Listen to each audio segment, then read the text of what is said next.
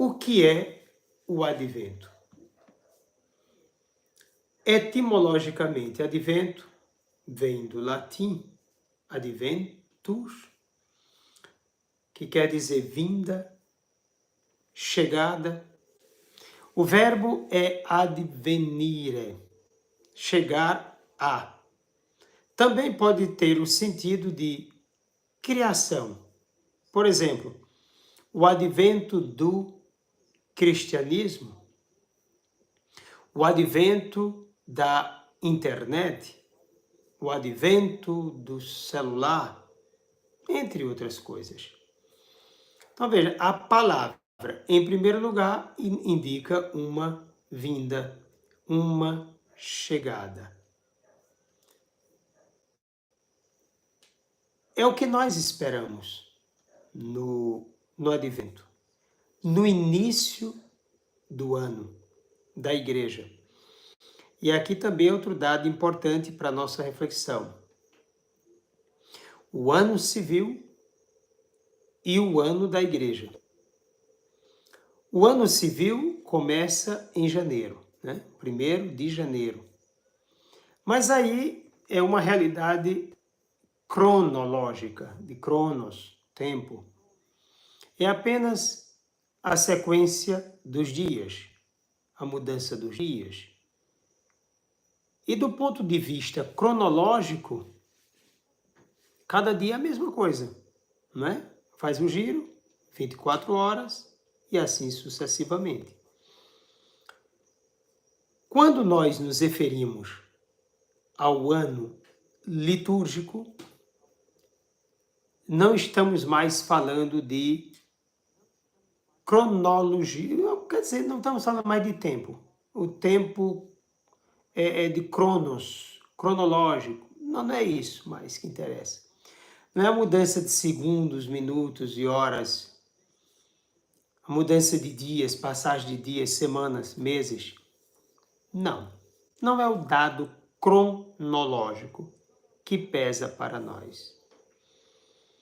O que pesa para nós é a graça de Deus, são os mistérios de Deus. Esses mistérios são salvíficos. Então, nós vamos mergulhar nesses mistérios, quer dizer, já começamos. Então, se trata da graça de Deus, se trata dos mistérios de Deus, como podemos chamar esse ano da igreja? De Kairos.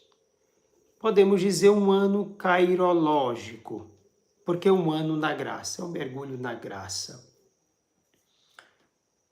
É um penetrar na graça de Deus e deixar-se envolver com essa graça. Um outro detalhe importante que você pode perceber é que para o ano cronológico, nós nos preparamos. Casa bonita, roupa bonita, momento festivo. Repare-se, não é assim? Mas quando se trata do ano kairológico, do kairos, então o que pesa não é a arrumação física, o cabelo, a roupa, a casa, mas da alma. Por isso que ao invés de começar com festa, a gente começa de roxo, já indicando a penitência. Então você percebe que tem algo já muito diferente aí.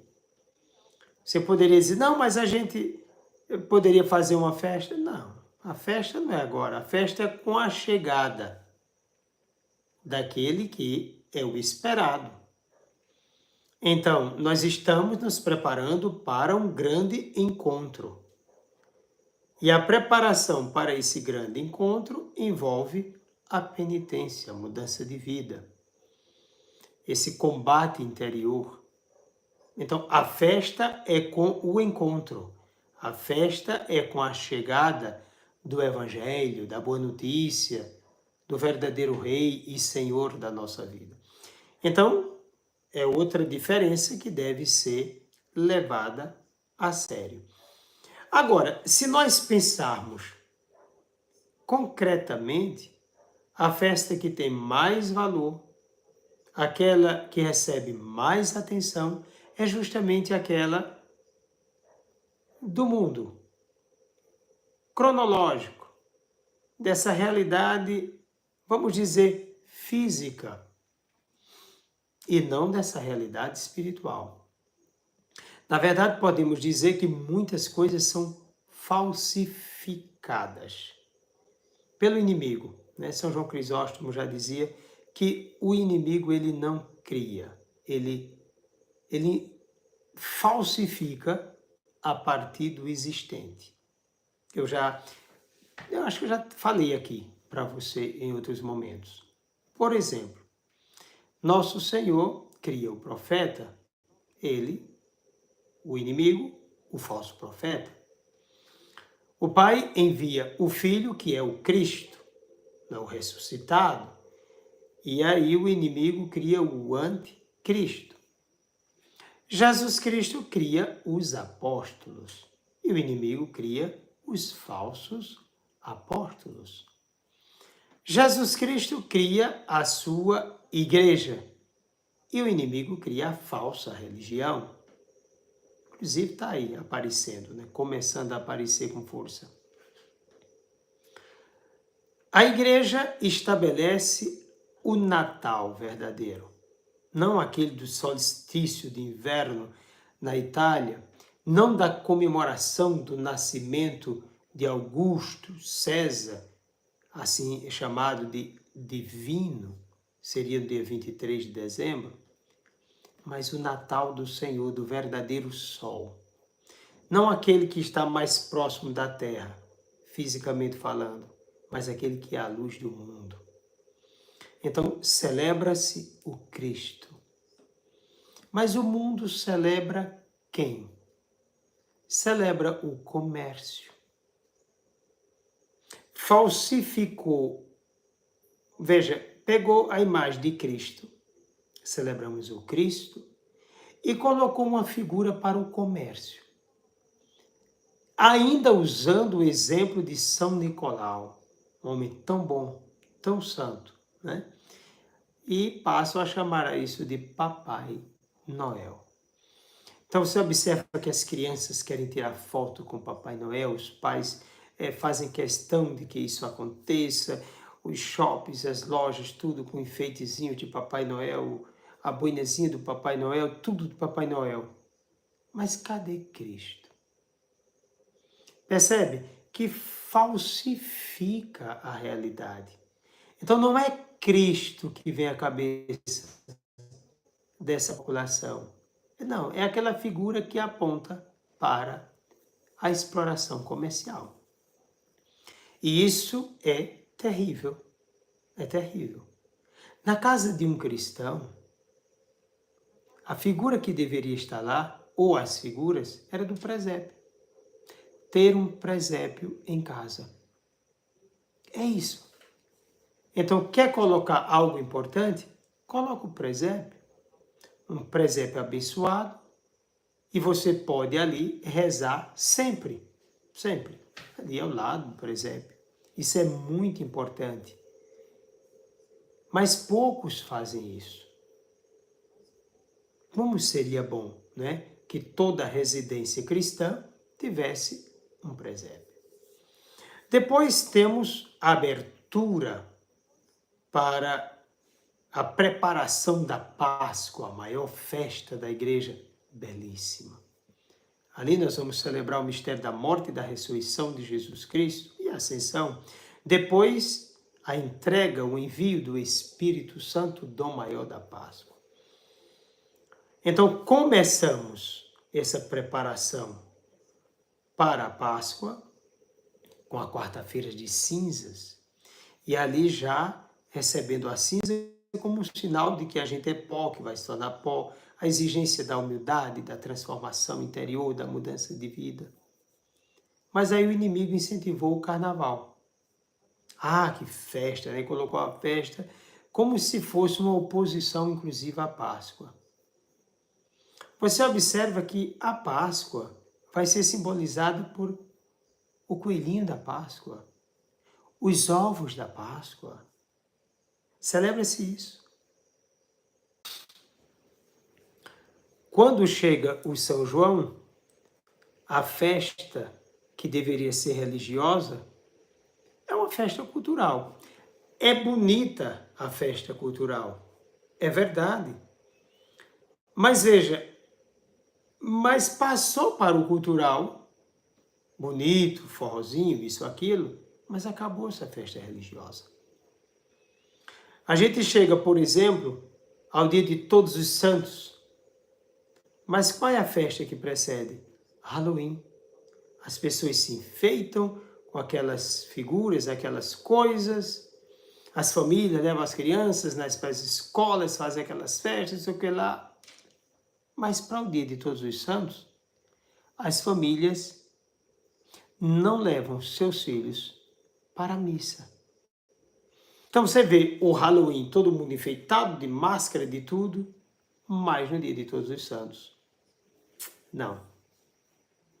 Porque é mais importante celebrar, veja, celebrar com Papai Noel, viver o carnaval, comer o ovinho de Páscoa, dançar um forró, depois festejar com máscaras aqueles momentos de louvação ao que não presta, do que as coisas religiosas, do que aquilo que é de Deus. Por quê? Porque o que é carnal, aquilo que satisfaz a carne, é prazeroso demais? Então, por que se iludir com aquilo que envolve espírito, inteligência, alma, se o que a humanidade está querendo é carne, é corpo, é isso aqui, é sentir? Então é fácil manipular pessoas, manipular ambientes, fazer a manipulação de festas. Veja, com isso o inimigo está paganizando de novo, principalmente os que foram batizados. Ou melhor, carregando para o paganismo, transportando para o paganismo, enfraquecendo a festa cristã. É isso.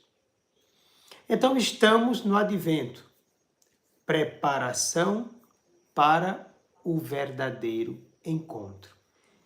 Vem o Senhor e nós devemos ir ao seu encontro. O advento é típico do Ocidente. É o primeiro dado. Quer dizer, nessa área nossa, né? Não é aquela festa que começa lá no Oriente, mas aqui. Vem desde o século IV. Foi aprovado no Sino de Saragossa, com um período de 3 semanas de preparação para a Epifania, isso na Península Ibérica. Na Gália, o bispo Perpétuo de Tours instituiu 70 semanas de preparação para o Natal. Veja que era outro esquema para essa expectativa da chegada do Senhor. Então, 3 semanas de preparação a partir do século IV, no Sínodo de Saragossa, mas na Gália, com o bispo Perpétuo, 70 semanas de preparação para o Natal. Então, era uma coisa muito longa. Em Roma, passa a ser celebrado no final do século V, então não começou em Roma. A estrutura é interessante e é importante. Como se encontra hoje? 4 semanas, nem 3, nem 70. 4 semanas. Inclusive fizeram colocar as velinhas, a coroa do advento, as 4 velas, indicando cada uma semana, e na medida que vai queimando, né, vai se aproximando, você vai acendendo uma vela. Então, veja que estava tudo escuro, acendeu uma, depois segunda semana a segunda, a luz vai aumentando, né? Na medida em que vai se aproximando da chegada do Senhor, na terceira, mais luz ainda, na quarta, até completar mesmo o momento da luz. Indica também os 4 pontos cardeais, a humanidade que se prepara para esse encontro com o Senhor. Então, 4 semanas ou 4 domingos aí de preparação. 2 períodos fazem parte dessas 4 semanas. Então, trata-se da preparação para o Natal, agora em 2 momentos específicos. O primeiro momento diz respeito à expectativa da segunda vinda de Jesus. Jesus prometeu que viria, a parousia, a sua segunda vinda. Então, no advento, nós nos preparamos para esse grande encontro. Então, do domingo do advento até o dia 16 de dezembro, a liturgia se volta para a segunda vinda de Jesus. E o segundo momento é do dia 17 até o dia 24, exclusivo, porque no dia 24 já temos, a partir da tarde, né, a celebração da véspera do Natal, então já é solenidade. Mas até então, até meio-dia, por exemplo, ainda faz parte dessa segunda etapa, ou desse segundo momento do advento. Então, preparação para a segunda vinda, até o dia 16, e a preparação mais direta para o Natal, que é o momento natalino. Então, de preparação natalina, para o encontro com o que vem na encarnação. Então, esses 2 aspectos. Então, um aspecto escatológico, que é o que se refere à primeira etapa com relação à segunda vinda de Jesus, vai do primeiro domingo até o dia 16, e uma preparação para o Natal de 17 a 24. Esse período do advento, ou essa preparação para o Natal, é marcado por 3 figuras importantes. Quais são as 3 figuras que nos ajudam a vivermos essa preparação para o encontro com Jesus? Isaías, primeira pessoa, depois a Virgem Santíssima e em seguida o profeta João Batista. Colocamos aqui também São José, é importante, como um parênteses aqui. Por quê? Por causa da importância do sim dele para a realização desse projeto salvífico. Mas vejamos, Isaías, a voz da esperança messiânica. Interessante porque Isaías, colocado como maior em se tratando de texto, né? É o que está mais próximo linguisticamente de Jesus Cristo. O texto traz, por exemplo, os 4 cânticos do servo sofredor. Isaías fala da voz daquele que prepara o caminho para a chegada do Senhor. Claro, aqui eu estou no segundo livro de Isaías, como foi na liturgia do domingo, quando o povo está no exílio da Babilônia, e aí vem o consolai-vos, preparai o caminho, aprenai montanhas e vales para a chegada do Senhor. Inclusive, é um texto que vai servir para São Marcos, quando fala daquele que vem preparar o caminho, o profeta que antecede, a voz que clama no deserto, que é João Batista. Depois, João Batista, quem melhor encarna a expectativa da chegada do Messias? Por quê? Porque ele tem a missão de preparar o caminho do Senhor e oferecer a Israel o conhecimento da salvação. E além disso, ele aponta o próprio Messias. Então, é importante a gente caminhar com João Batista nesse momento preparatório. Depois, a Virgem Maria, que é o protótipo da humanidade redimida. Claro, Maria foi redimida antecipadamente pelos méritos da cruz de Cristo. Maria primeiro salva. Então, olhar para Maria e ver-se no nosso futuro. É isso, por isso que ela é um protótipo. Ela já é o modelo. A ação de Deus na humanidade, para salvar essa humanidade, já acontece antecipadamente em Maria, porque é a escolhida para ser a mãe dele. O seu sacrário, sua arca, seu templo. Ali o Senhor vai criar, né, para si a natureza humana, a humanidade. Né? Porque como humano, na realidade humana, ali nós temos uma criação, a realidade humana foi criada. Mas criada em quem? Maria. Então, Maria, a toda santa, aquela que recebe a visita do arcanjo que diz para ela, Kairek alegra-te porque está chegando o Messias, né? O esperado, agraciada de modo pleno. Então, Kekaritomene, essa agraciada de modo pleno. Então, Maria não tinha espaço para pecado, para nada, porque ela já era salva.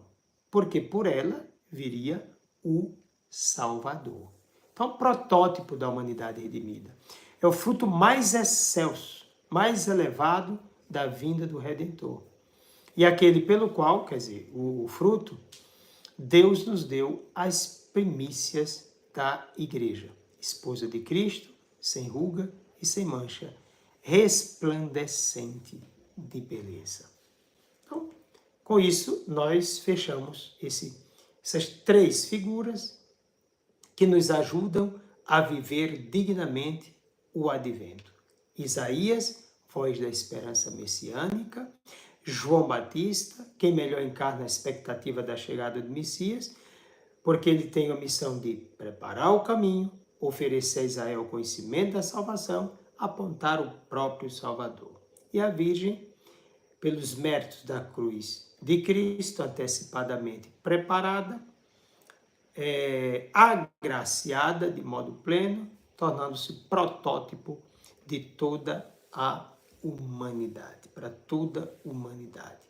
E, inclusive, o que celebramos no dia 8 de dezembro, a Imaculada Conceição, dia em que, este ano, completei 22 anos como sacerdote. Graças a Deus. No dia da Mãe de Deus, ali me tornei sacerdote, pelas mãos do amado bispo Dom José Cardoso Sobrinho. E Dom José Cardoso Sobrinho, que foi ordenado por São João Paulo II. Maravilha, né? Só para encanto, graças a Deus. O tempo do advento, apesar dessa riqueza toda, que podemos dizer de referência mariana, não é um tempo mariano. Isso é uma observação feita. Tem a cooperação da Virgem Santíssima, que é manifestada aqui de modo especial na solenidade que fizemos no dia 8, Imaculada Conceição de Maria, festa que não se coloca como um parênteses, não é um parênteses. Ela faz parte constitutiva da concretização das promessas do Antigo Testamento e da entrada do Verbo Eterno na história da humanidade. Então, um detalhe para nossa reflexão. Então, o advento não é um tempo mariano, é um tempo cristológico. Agora, a celebração, ela foi colocada aqui de qualquer jeito? Não. É um parêntese? Não. Ela faz parte do que está acontecendo. O Pai tem o projeto de enviar o Filho para salvar o mundo. No projeto salvífico do Pai entra também a figura de Maria. Por quê? Porque a escolha é que venha como ser humano. Poderia ter sido outra escolha? Você pode dizer, bom, no âmbito da possibilidade, Mas se Deus escolheu essa, porque essa era a melhor possibilidade, né? O melhor a se fazer.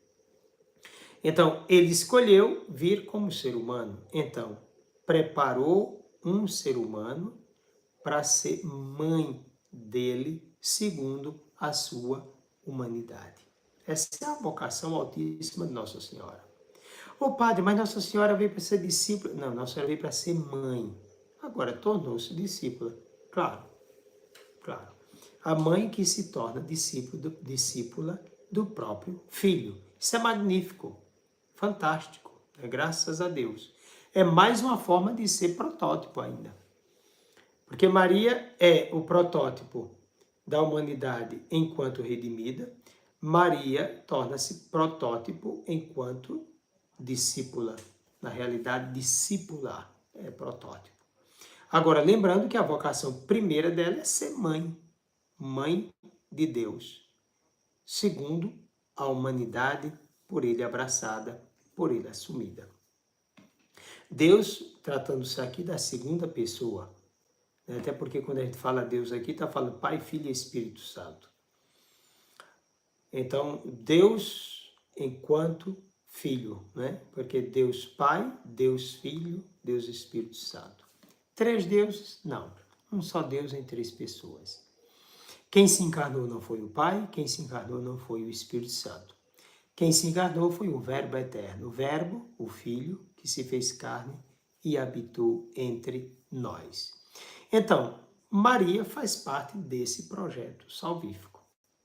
Então, vem o Filho, então veio também a mãe. Preparou-se a mãe para essa situação. Então, a igreja celebra essa solenidade para indicar a beleza deste grande plano, desse grande mistério de Deus para a humanidade através dela e mostrar a sua importância. E por isso você vai entender, além de outras coisas, porque Maria é tão importante na igreja de Jesus Cristo. Podemos ter a igreja de Cristo sem Maria? Não, porque não teríamos nem Jesus sem Maria, por vontade de Deus, logicamente, não teríamos.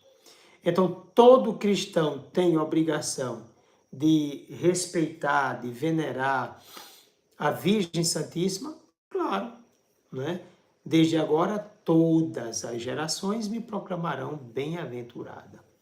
A presença de Nossa Senhora, inclusive na comunidade, era uma alegria imensa.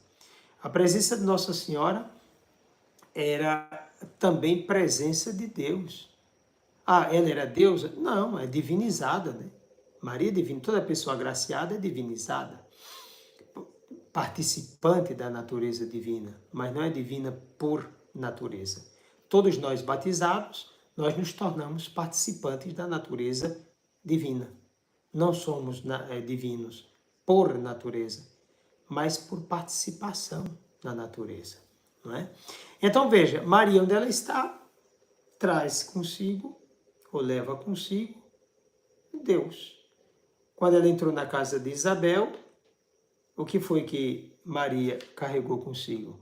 O Espírito Santo. Ela é portadora do Espírito. Ela chegou e Isabel foi cheia do Espírito Santo. Ela é a pneumatófora, ela é a Cristófora, daí a palavra Cristóvão. Ela é portadora de Cristo. Ela é a teófora, ela é a portadora de Deus. Claro.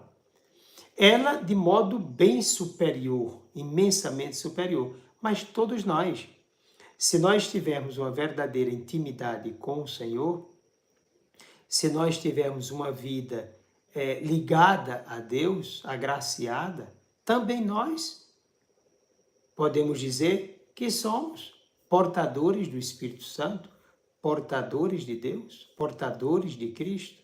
Claro, se eu sou um autêntico discípulo, então eu sou um portador de Cristo, do meu mestre.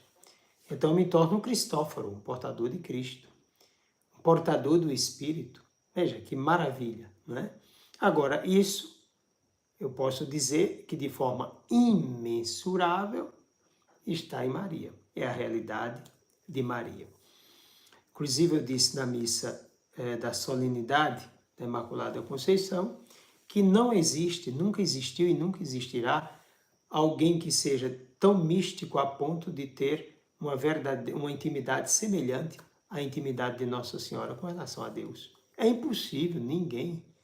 Veja que Maria é única e exclusiva, nunca existiu outra, não existe e nunca existirá outra mãe de Deus. Não tem como. Aquela foi pensada, foi preparada, agraciada de modo pleno para ser a mãe dele. É para o próprio Deus preparou sua mãe, o próprio Deus preparou o seu templo, o próprio Deus preparou sua arca. Entende? Pois bem, isso não para dizer que o advento é mariano, não, é para dizer que é cristológico e que Maria está totalmente ligada e voltada para essa realidade cristológica. Realidade em que Cristo é o centro. É tudo, né? Tudo se volta para Ele. Então, a gente começa a perceber como o advento tem uma riqueza imensa. Então, caminhar com Isaías, meditar os textos de Isaías, caminhar com João Batista, aprender com ele a ser humilde, a ser voz. Veja, com João Batista a gente aprende a ser voz. Quem é a palavra? É Cristo. E Santo Agostinho trabalha bem essa relação voz-palavra. A voz é apenas o instrumento, o meio. A palavra é Cristo. Então, João Batista está a serviço da palavra. É apenas voz. João Batista, ele próprio, faz questão de dizer: eu não sou digno de desatar as correias de suas sandálias. Ele é maior do que eu. Eu batizo aqui com água como um sinal de arrependimento de pecado, justamente para o povo se preparar para o encontro com o Messias. Ele vos batizará com o fogo. Quer dizer, ele vos batizará com o Espírito Santo. Então, é uma figura humilde, é uma figura radical na fé. Né? Passou seu tempo, inclusive, vamos meditar isso no outro domingo. Mas aí ele teve uma preparação desértica, numa extremidade de calor durante o dia, de frio durante a noite, carência de tudo, as vestes simples, então está aí o pele de camelo, alimento gafanhoto com mel silvestre, se bem que dizem que isso é um prato hoje famoso. Bom, inclusive eu disse na Santa Missa, algumas pessoas fizeram aquele acime asqueroso, aquela coisa por causa do gafanhoto, mas olha, o nosso povo não come tanajura, não é? Como tanajura à vontade, fede que só aquilo. Eu comi, parei de comer, deixei aquilo muito cedo de comer aquilo, mas não vou dizer que tem um sabor ruim. Eu conheço muita gente que come, cata, compra, onde tem aquilo ali, come tanajura. Veja, não é um inseto? É um inseto. Qual a diferença de comer uma tanajura e comer um grilo? Comer um gafanhoto? Nunca provei, não sei qual a diferença, mas tem quem coma. Pois bem, então João Batista é essa figura bem preparada, radical, quer dizer, pela raiz, não é radicalista. Todo radicalista tem um princípio ditador e terrorista. A gente tem que ter muito cuidado com radicalista. Extremidades, tem que ter cuidado. Ser radical não é ser extremo, não é? É ser pela raiz, é ser seguro do que é, do que quer, do que ama, né? Então, João Batista sabia disso. Então, vencer essa figura dessa forma, cheia de humildade, colocando-se bem à vontade nessa missão. Também fazia parte da missão. Tanto é que ele aponta para os seus discípulos, né? Eis o Cordeiro de Deus que tira o pecado do mundo. E alguns dos seus discípulos se tornaram discípulos de Jesus Cristo, como André, o irmão de Pedro, e o outro que estava com ele. Mestre, onde moras? E ele vai dizer, vinde e vede. Eles foram e ficaram com Jesus naquele dia.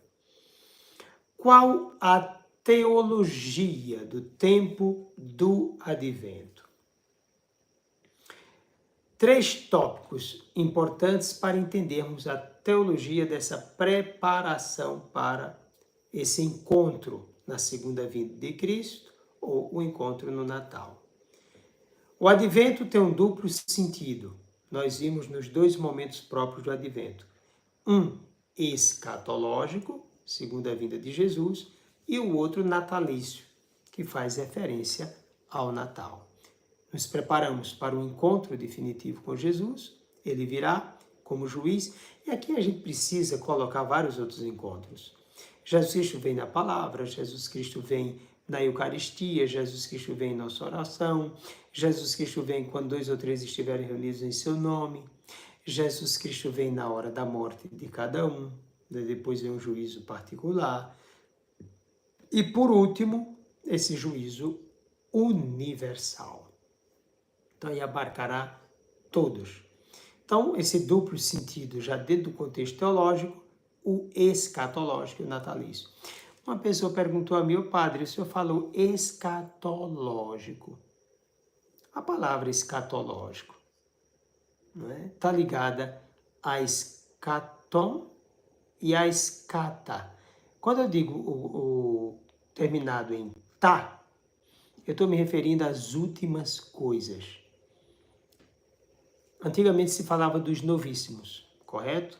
Quem é mais idoso, que estudou na catequese, sabe disso. Aí dizia morte, juízo, inferno e paraíso. Lembra dos novíssimos? Só morreu, vem o julgamento. Ou ela vai para o céu ou vai para o inferno, dependendo do critério abraçado. Cristo é o critério absoluto, então quem acolheu Cristo se salva, quem rejeitou Cristo se perde. Mas onde é que cabe aqui o purgatório? Olha, o purgatório já é essa estrada que conduz ao céu, não é? A gente já diz assim, quem vai para o purgatório já está, de certo modo, salvo. Né? Só que vai ser purificado de algumas coisas que carregou consigo ainda. Não foi purificado aqui, e como não tinha pecado que levasse à morte, ou seja, pecado mortal, São João vai nos dizer que há pecados que levam à morte e pecados que não levam à morte.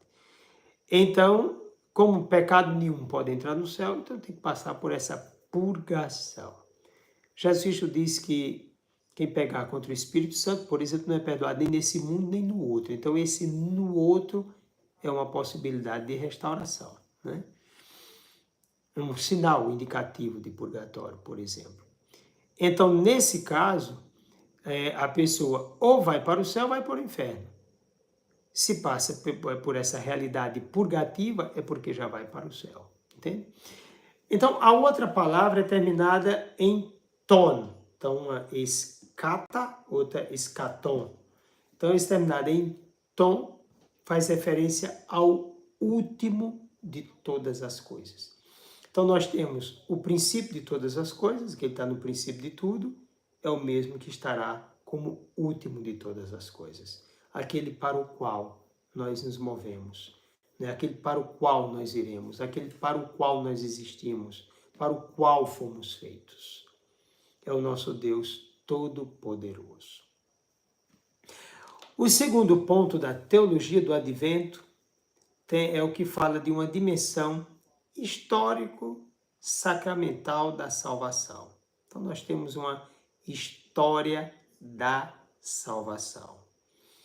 Nós temos a história e na história nós temos a ação de Deus. Deus age na história.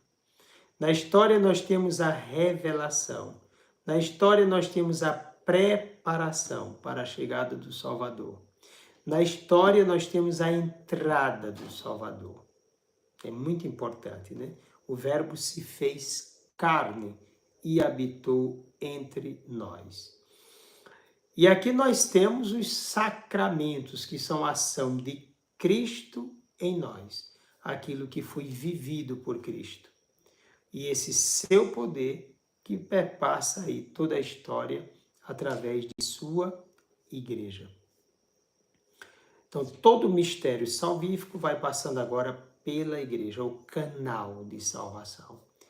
O Deus do Advento é o Deus da história. É o Senhor da história. É o Criador de todas as coisas e o que age na própria história naquilo que Ele criou. O Deus que veio para a salvação do homem é o Deus da história. É o Deus Criador. O Deus que age. O Deus que está presente. Não está ausente. vamos dizer, como o motor imóvel de Aristóteles. Não, ele está dentro da história. Ele não deu um impulso como motor e tudo passou a funcionar lá para frente e ele ficou para trás. Não. Ele está agindo, tecendo a história, agindo na história. Terceiro ponto da teologia do advento, a outra dimensão é a escatológica. Deus nos reservou para a salvação. Ponto. Deus que age na história, age conduzindo-nos para Ele. Então, agiu para a nossa salvação. Então, aqui fazemos o caminho para uma verdadeira comunhão com Ele, uma comunhão eterna. Essa comunhão eterna é um dado escatológico. Então, herança que se revelará no fim. A história é o lugar da realização das promessas de Deus, tudo acontece aqui, e está voltada para o dia do Senhor. A igreja vive a tensão do já e do ainda não. Verdade, né? Aqui nós estamos na história, o verbo já se fez carne, a promessa do Antigo Testamento já se realiza em Cristo, mas aqui também nós temos promessa e sinalização do futuro. Hoje nós temos o banquete eucarístico, mas é sinal do banquete eterno, não é? Caminhamos, nós nos alimentamos para a vida eterna, temos comunhão com Jesus Cristo, vivemos segundo a vontade dele, sabendo que ele é o caminho que conduz para o Pai, para a vida eterna, porque nós não existimos para este mundo. Por este mundo nós passamos. Se alguém tem dúvida, basta olhar para os seus antepassados. Seus antepassados já foram, não existe mais nessa realidade. Todo o passado da igreja também já foi. Nós estamos aqui agora dando continuidade, vamos também passar. Por esse mundo passamos. Então aqui nós nos encontramos com Deus, veja como ele age na história. Aqui nós nos encontramos com Deus, aqui nós nos alimentamos de Deus pela palavra e pela Eucaristia, a fim de que ao partir daqui estejamos com Ele na eternidade, a comunhão com Ele. Esse é o objetivo de toda a criação. Esse encontro final é o que nós chamamos de dimensão escatológica. Então a igreja vive o já da presença de Deus, o já de sua ressurreição, ele ressuscitou, está aqui, o já sacramental, Deus agindo agora, e o ainda não, porque esse encontro definitivo. Ele virá uma segunda vez. Eu espero que esse aspecto teológico esteja bem claro aí para você. A espiritualidade desse período é chamado de tempo de espera, né? Essa é a espiritualidade. Nesse tempo de espera, nós encontramos 3 palavrinhas importantes. Quais são as 3 palavrinhas importantes? Vigilância, conversão e oração.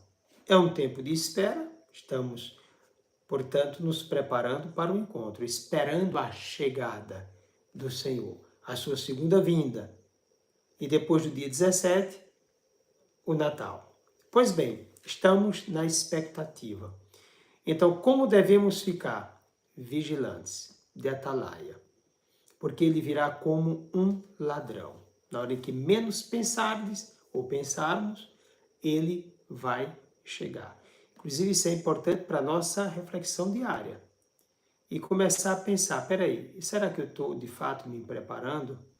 Será que eu estou negligenciando essa verdade, esse ensinamento? O que é que eu estou fazendo, né? Segunda coisa, conversão. Estou vigilante e procurando mudar de mentalidade. Converter-se a mudar de mentalidade. Eu tinha uma mentalidade, uma forma de pensar, um jeito de ser e agora mudei. Eu quero ser do jeito de Cristo, mudar para Cristo, porque essa é a realidade que convém para um verdadeiro encontro salvífico. O melhor e mais importante encontro é um encontro salvífico, é um encontro com o Senhor. Então, conversão. Mudar dessa mentalidade do mundo para essa mentalidade de Cristo. essa lógica de Cristo.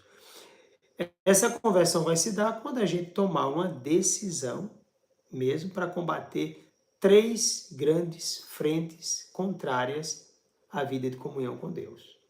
Quais são essas 3 grandes frentes? Nossa própria vontade, os encantos do mundo e o próprio maligno. Então, nós temos essa vontade que contraria a vontade de Deus, que é essa da nossa satisfação, de se alegrar com tudo que é mundano e de esquecer as coisas que são de fato de Deus e valorizá-las. Buscamos a nós mesmos. E uma das coisas que Jesus Cristo pede para ser discípulo dele é renunciar a vós mesmos. Então, quem quiser me seguir, renuncie a si mesmo, tome sua cruz e me siga. Portanto, vencer a própria vontade. Então, isso é uma barreira terrível, não é, para nós. O combate aqui é gigante para sairmos do que nós queremos para nós mesmos, para vivermos da vontade de Deus. Então, primeira frente de batalha difícil. Segunda, vencermos o inimigo. O inimigo, ele aproveita as nossas tendências, as nossas fraquezas e nos coloca na direção de um mundo encantador. Então, eu tenho minha fraqueza e o mundo oferece o alimento para ela. Ponto. Então, o inimigo tece essa relação promíscua entre as minhas vontades e os encantos do mundo. Então, eu tenho que vencer o inimigo, vencendo a mim mesmo, para poder vencer também os encantos do mundo, o peso que eles têm na minha alma, na minha vida. Então, vencer a mim mesmo, vencer o mundo e vencer o Satanás. Isso para poder me converter verdadeiramente. Agora, como posso, né, fazer isso? Que armas eu vou usar? A oração. Então, dobrar os joelhos diante de nosso Senhor, humilhar-me diante do Senhor. E aí eu vou alimentar minha oração com a palavra de Deus, com o silêncio, com a meditação. Isso é muito importante. Se eu quero, de fato, ter uma vida oracional, eu preciso da palavra de Deus. Eu preciso de tempo, eu preciso de calma, preciso de paciência, preciso de silêncio. Preciso de silêncio. Aqui onde eu estou agora é muito importante, lá do Peregrino São Gabriel, onde está o mosteiro de Santo Atanásio. Né? É uma bênção. Aqui você pode até escutar os sapos cantando essa hora. Porque apesar de ser quente em várias regiões do mundo hoje, aqui é frio, é gostoso. Aqui a gente não precisa de ventilador, nem precisa de mais nada. E aqui tudo ajuda. Os insetos começam a cantar alguma coisa e a gente está aqui com o pensamento em Deus. Maravilha. Então, na espiritualidade, tempo de espera, então necessitamos de vigilância, conversão e oração. Se formos falar do ponto de vista pastoral, né, como devemos trabalhar nesse período? 3 pontos são nos apresentados. Primeiro, eu preciso conduzir o povo a essa esperança de salvação. Imagina um mundo já sem esperança, que não acredita em nada, não pensa em nada. Deus é nada, na verdade. Não existe interesse por vida eterna, por coisa nenhuma. Então eu preciso conduzir esse povo à esperança. Lembrar das 3 virtudes teologais, né? Fé, esperança e caridade. Então preciso conduzir esse povo a se repensar, a perceber sua realidade aqui, sua realidade histórica, o que é que existe de um mundo sem Deus e um mundo com Deus. E qual é a finalidade da nossa própria existência. A gente precisa conversar com as pessoas. Segundo ponto, fortalecer o compromisso com a redenção da história. E o terceiro, impulsionar o compromisso da finalidade de tornar mais humana a vida terrena. De fato, quando a gente diz tornar mais humana é porque ela está muito animalesca. Olha o que aconteceu com Jesus. Não encontrou um lugar para nascer. Não deram-lhe uma casa um hotel, uma cama. Ele nasceu entre os animais. Santo Agostinho vai dizer que aqueles animais representam a humanidade. A humanidade sem Deus, não é? Então veja, quem não tem Deus se animaliza. O homem religioso, ou o verdadeiro homem, é o homem religioso. Mais uma vez, Santo Agostinho, é o homem religioso. Não é? Como nós precisamos dessa dimensão espiritual, dessa comunhão com Deus, para nos tornarmos mais humanos. Esse é o nosso grande desafio. Tornarmos-nos mais humanos.